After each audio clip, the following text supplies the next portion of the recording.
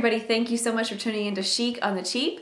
This week I have a project that I've been working on for a while with my husband. It is a new headboard for our bed. And I know there are a lot of DIYs and how-tos on how to make your own headboards, so this is really just another variation, but hopefully it can give you a few money-saving tips to make it easier on your budget and worth your while. So check it out. So to start this project, my husband and I just used a piece of scrap plywood that we had. If you don't have that at your house, you can get it at a hardware store really cheap, and they will probably even cut it down to size for you. Next, my husband just took some scrap lumber and built kind of a little frame that attached to our bed frame.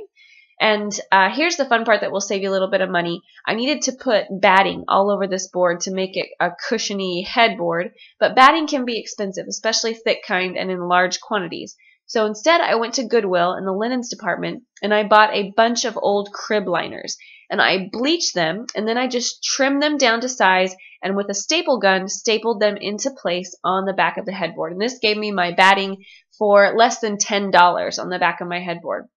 Next, I took an old curtain, an old piece of material, and just covered that over, stapled it around to give it kind of a smooth appearance. And on top of this, I went and bought a pretty curtain that I liked, which saved me a lot of money from having to buy upholstery material. So use a curtain as your outside material as well. Now, I wanted to put upholstery buttons, and to do that, I used a piece of cardboard.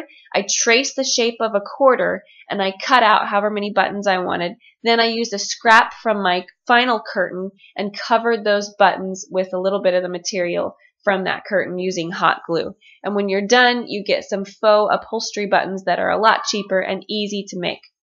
So from here, I took a staple gun. After I had attached my final curtain, the final look of the back of the headboard, I used a staple gun and just stapled in wherever I wanted those button tucks to show up.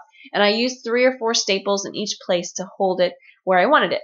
Then I took those upholstery buttons that I had made, put some hot glue on the back, and just stuck them where I had stapled back. And then I was done. Here's the final look.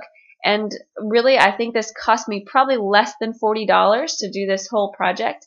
And I was pretty happy with the way that it turned out. So hopefully this will give you some ideas on how to make your own headboard. Thank you so much for watching, everybody. I hope you took some great ideas away that will help you finish your own projects. And join me right back here for more Chic on the Cheap.